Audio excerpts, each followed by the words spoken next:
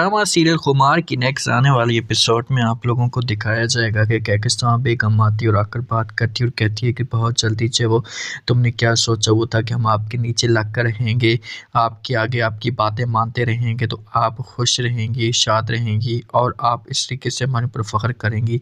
ये बातें जिस वक्त जहाँ पर फ़ौरन सुनती है और साफ अल्फाज में इनकार कर देती है। हरीम उससे कहती है कि जैसा आप सोच रही हैं ये तो मैं अभी भी आपको कह रहा हूँ कि आप अपने दिल से सब कुछ निकाल दें। अगर मैं ये सब कुछ करने वाली होती तो कब का कर चुकी होती। मैं इस घर को और सबको आपको अपना समझती हूँ।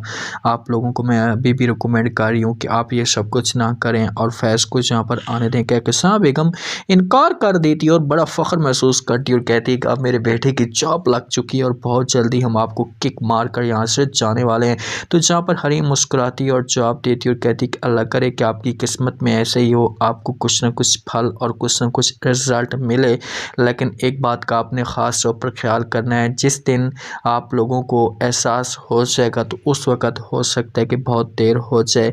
इसी वजह से मैं आपको यही कह रही हूँ कि आप फैज़ को आने दें, जहाँ पर हमारे साथ रहने दें। लेकिन आगे से कहकशां इनकार करती और कहती कभी भी ऐसा नहीं हो सकता, ये बात आपकी नहीं मानी जा सकती।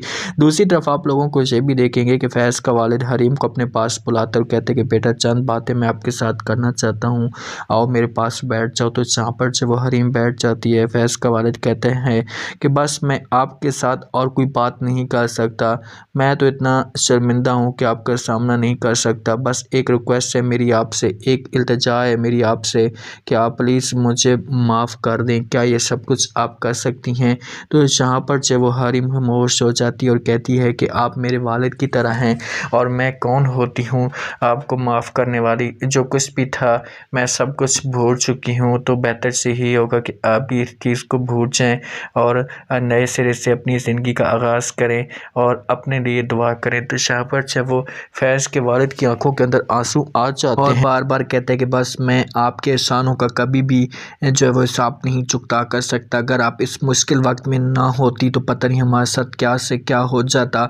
हम मुकम्मल तौर पर टूट चुके थे, बिखर चुके थे और आपकी सपोर्ट थी जो हमें जहाँ से निकाल रही है। आखिरकार मुदस्सिर और जो लैबा है इसकी बात चल पड़ती है।